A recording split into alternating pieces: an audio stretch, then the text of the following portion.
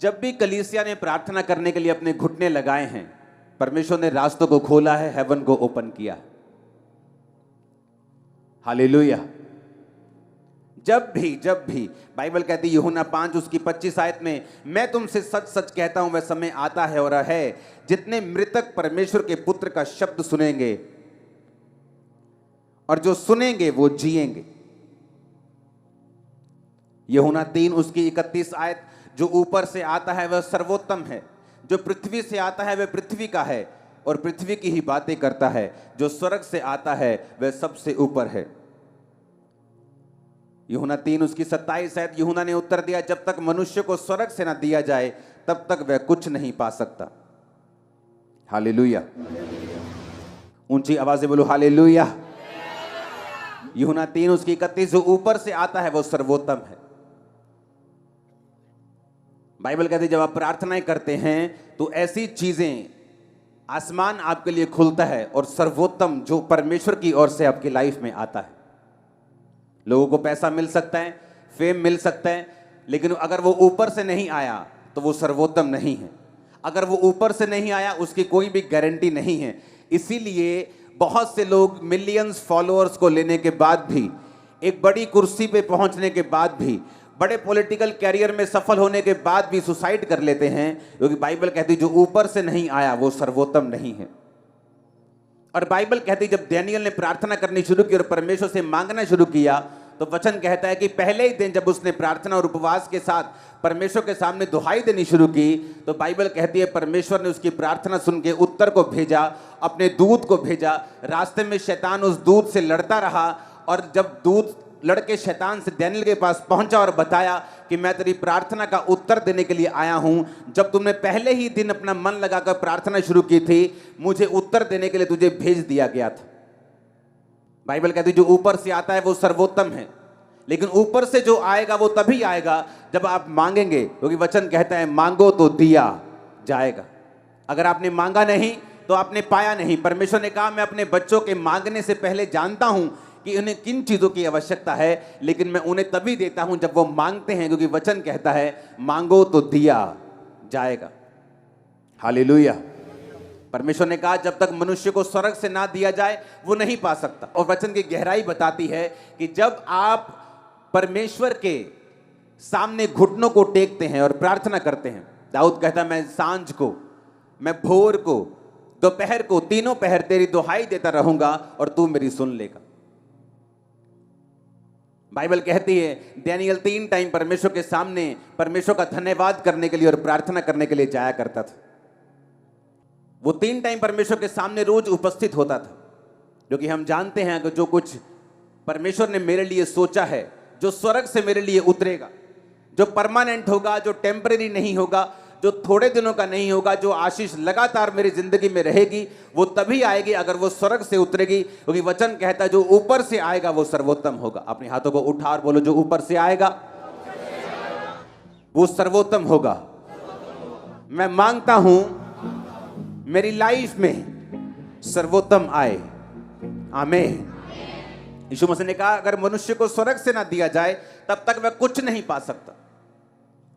संसार की ब्लेसिंग लोगों की आती चली जाती, आज वो अर्श पे हैं, कल वो फर्श पे हैं, लेकिन परमेश्वर ने कहा अगर तुम्हें स्वर्ग से दिया जाएगा तो वो आशीष परमानेंट होगी, वंशों तक चलेगी, वो सर्वोत्तम होगी। आमीन।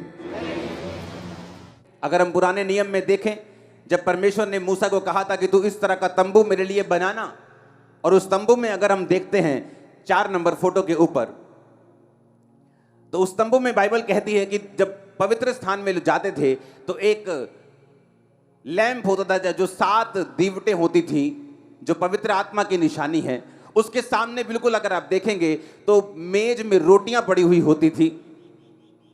बाइबल कहती है जो लैंप है, जो पवित्र आत्मा की निशानी है, रोमियो 8 उसकी 26 और 27 में लिखा, इसी रीति से आत्मा भी हमारी दुर्बलता में सहायता करता है, क्योंकि हम नहीं जानते प्रार्थना किस रीति से करनी चाहिए, परंतु आत्मा आप ही ऐसी आहें भरकर जो बयान से बाहर है हमारे लिए विनती करता है।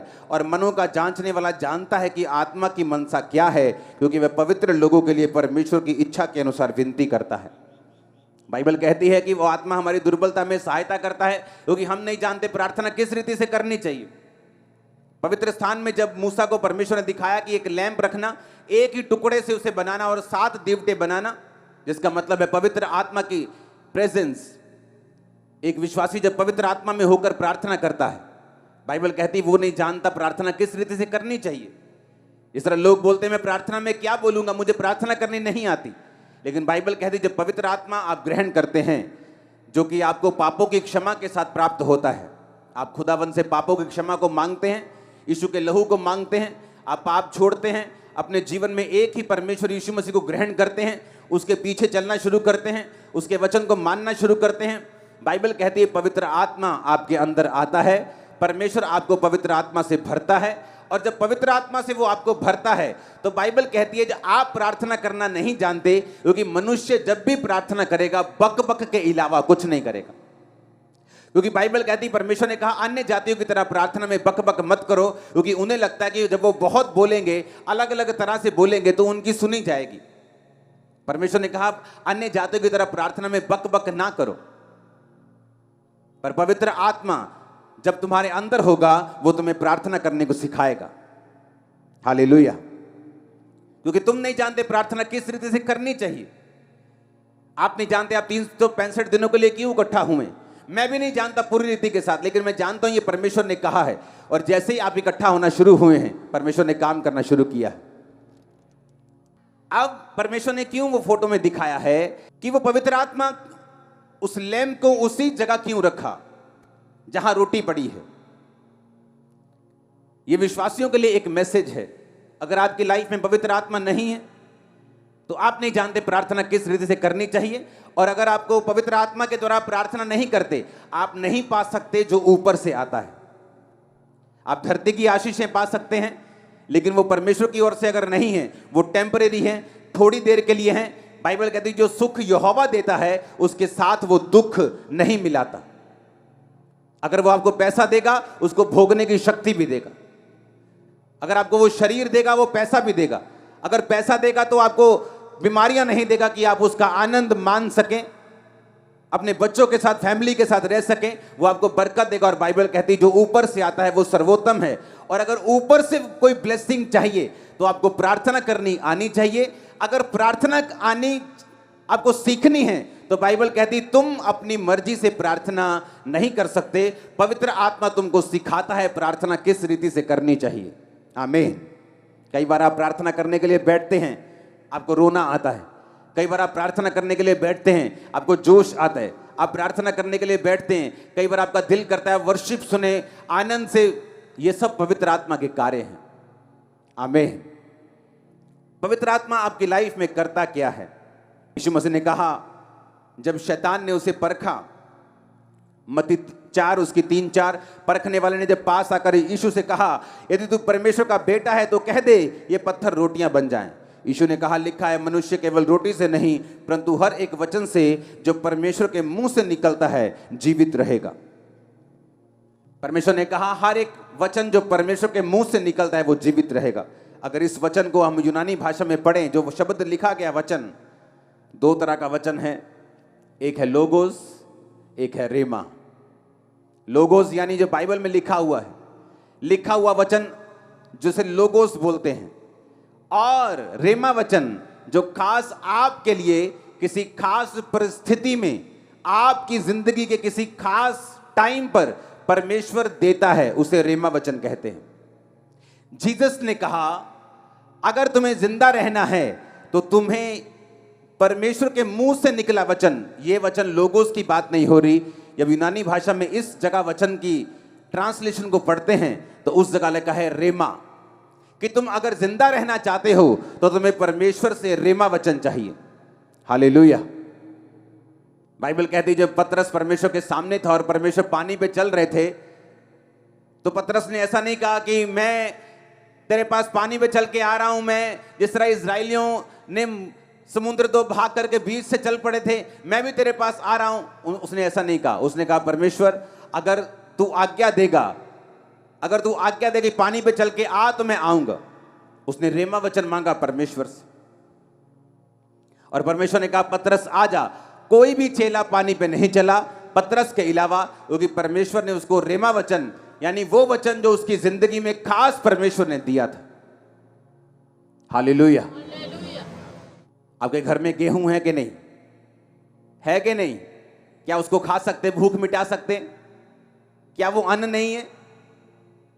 क्या वो अन्न है कि नहीं? क्या फिर भी उसको खा सकते हैं? क्या नहीं खा सकते। उसका आटा बनाना पड़ेगा, उसको खाने योग्य करना पड़ेगा, तभी उसको खा सकते हैं।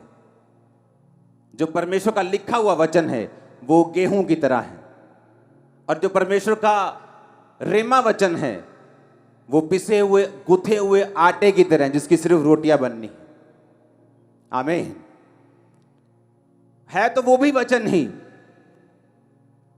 लेकिन आपकी लाइफ में अभी पर्सनल नहीं हुआ, क्योंकि आपने अभी लिखा हुआ जो वचन है उसको पढ़ा नहीं है। आप परमेश्वर की प्रेजेंस में बैठे नहीं हैं। आपने पवित्र आत्मा के साथ समय नहीं बताया कि वो लिखे हुए वचन को आपकी जिंदगी में जीवित कर दे।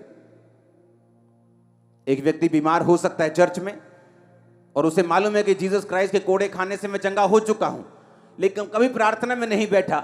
लेकिन जैसे ही वो प्रार्थना में बैठेगा, इस वचन को पढ़ेगा, इस वचन को रियलाइज करेगा कि जीसस ने मेरे लिए कोड़े खाए हैं, वो इस वचन के विषय में प्रार्थना करेगा, तो हो सकता है ये वचन पवित्र आत्मा एक दिन उसके जिंदगी में जीवित कर दे। और जैसे ही वचन जीवित होता है, उसको अंदर से मालूम होना शुरू हो जाता है कि नहीं, अब उसके कोड़े खाने से मैं सचमुच चंगा हो चुका हूं, ये बीमारी जाएगी, मैं नेक्स्ट टाइम जब डॉक्टर के पास जाऊंगा ये रोग जा चुका होगा और मेरी रिपोर्ट नॉर्मल होगी। मैं उस वचन की बात कर रहा हूं। आमीन। लेकिन ये प्रैक्टिकल चीजें हैं। जब आप परमेश्वर की प्रेजेंस में बैठते हैं, पवित्र आत्मा की मदद को मांगते हैं, तो वो आपकी लाइफ में आपको देता है। कितने इस बात को समझ रहे हैं? इसलिए उसने कहा हर एक वचन से जो प्रभु के मुख से निकलेगा तुम जीवित रहोगे। हर एक उस रेमा वचन से। मेरी लाइफ में रेमा वचन अलग है जो परमेश्वर ने मुझे दिया। मेरी लाइफ के अलग अलग संघर्ष के दिनों में परमेश्वर ने मुझे रेमा वचन दिया। संघर्ष से निकल गया तब भी रेमा वचन दिया, आगे बढ़ने के लिए, चर्च को एक नेक्स्ट लेवल पे लेके जाने के लिए। अब भी वो मुझको रेमा वचन देता है, एक नेक्स्ट लेवल पे जाने के लिए और आगे बढ़ने के लिए। वो आपको रोज रोज, हर महीने, हर 15 दिन में, हर 6 महीने वो आपको रेमा वचन देता है। वो आपके बिजनेस के लिए हो सकता है, आपके फैमिली के लिए हो सकता है, वो आपके परिवार के लिए हो सकता है, आपके शरीर के लिए हो सकता है, आपकी सेवकाई के लिए हो सकता है। जो कुछ परमेश्वर ने आपके लिए सोचा है, जो सर्वोत्तम है, जो स्वर्ग में आपके लिए रखा हुआ है, उसको नीचे धरती पर प्रैक्टिकल लाने के लिए आपको पवित्र आत्मा के साथ संगति करनी पड़ेगी। आपको वचन पढ़ना पड़ेगा, और आपको वचन पढ़ते हुए यह ध्यान रखना पड़ेगा कि वो पवित्र आत्मा जो आपके अंदर है उस वचन को एक दिन जिंदा कर देगा। जो कच्चा अन्न आपके पास है उसको एक दिन पका देगा, और उससे आप अपनी भूख को मिटाएंगे। और आप ही नहीं, आपका परिवार भी अपनी भूख को मिटाएगा। आमीन। ऊंचे वाला चाहिए चर्च। हालेलुया। इसलिए वचन में लिखा कि तुम नहीं जानते प्रार्थना किस रीति से करनी चाहिए। पवित्र आत्मा तुम्हें प्रार्थना करना सिखाता है। आमीन, आमीन। आप वचन पढ़ते हैं, आप वचन पढ़ते जाते हैं। अगर पवित्र आत्मा आपके अंदर है तो एक दिन उस वचन को वो जागृत कर देगा आपकी लाइफ में। और जैसे ही वो वचन जीवित हो जाएगा, जैसे ही परमेश्वर का आत्मा जस्ट एक नैनो सेकंड में, आंख छपकने के टाइम में ही वो आपके साथ बात करेगा। और जैसे ही वो आपके साथ बात करेगा, आपको मालूम होगा मेरा हल हो चुका है। अब मुझे सिर्फ परमेश्वर की इस इंस्ट्रक्शन को फॉलो करना है, परमेश्वर के इस वचन को मानना है और आगे बढ़ना है। आमीन। बाइबल कहती है कि पवित्र आत्मा जिसका नाम ही पवित्र है, क्या आपको लगता है वो गंदी जगह में बैठेगा? उन जिंदगियों में बैठेगा जहां गंदगी है, जहां परमेश्वर के वचन के अनुसार वो नहीं चला जाता? आपको लगता है पवित्र आत्मा उन जगहों पे होगा? जब पवित्र आत्मा उन जगहों पे है ही नहीं, जब पवित्र आत्मा लाइफ में है ही नहीं, जिनकी लाइफ में नशे हैं, जिनकी लाइफ में माफी नहीं है, जो माफ करना नहीं जानते, जो अलग अलग तरह के पापों में फंसे हैं, वो पवित्र आत्मा उनके पास अगर है ही नहीं तो वो क्या जिलाएगा, वो क्या दिलवाएगा जो ऊपर का है? वो सर्वोत्तम कैसे पाएंगे? एक जानवर भी पूंछ मार के सफाई में साफ जगह में बैठता है, तो पवित्र आत्मा जो है ही पवित्र, उसे आपका जीवन पवित्रता ही में चाहिए।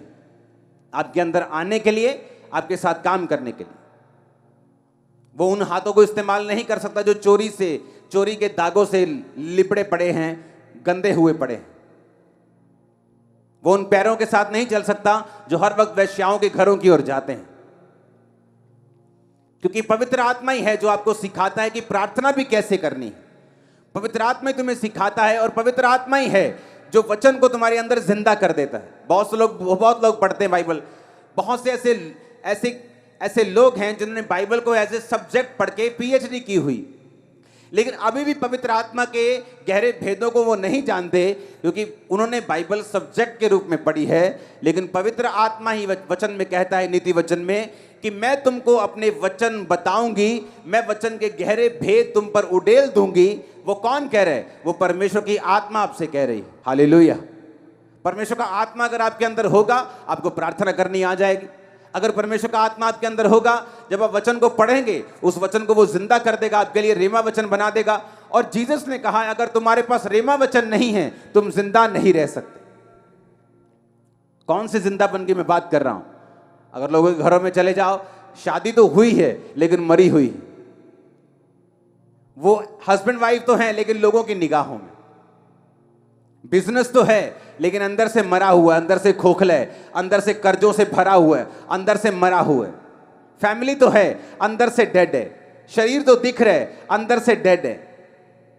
परमेश्वर ने कहा, जब तक तुम परमेश्वर के वचनों को नहीं लोगे, रेमा वचन को प्राप्त नहीं करोगे, तुम जी नहीं सकते। हालेलुया। यीशु के वचन में लिखा, जितने मृतक परमेश्वर के वचनों को सुनेंगे वो जिएंगे। कौन से मुर्दों की परमेश्वर बात कर रहा है? वो उन्हीं मुर्दों की बात कर रहा है जो अलग अलग सिचुएशन में मरे हुए हैं। अगर उसने कहा, अगर तुम जीना चाहते हो तो पवित्र आत्मा को अपने अंदर बसाओ, पापों से तौबा करो, मेरे सामने आओ। पवित्र आत्मा तुम्हें प्रार्थना करना सिखाएगा। पवित्र आत्मा उन शब्दों को, वचन को, लोगोस को, जो लिखा हुआ वचन है, तुम्हारी जिंदगी में जीवित कर देगा। आप घर में आए और आपको बहुत भूख लगी हो और दाल पड़ी हो घर में, जितनी मर्जी भूख लगी हो, आप कच्ची दाल नहीं खा सकते। अगर आप बोलेंगे मेरे पास पकाने का टाइम नहीं, आप कच्ची दाल खा जाएंगे, आप उल्टा बीमार हो जाएंगे। उसी तरह से वचन है लिखा हुआ, वो आपको मिलता है, उसको पकाना आपने है।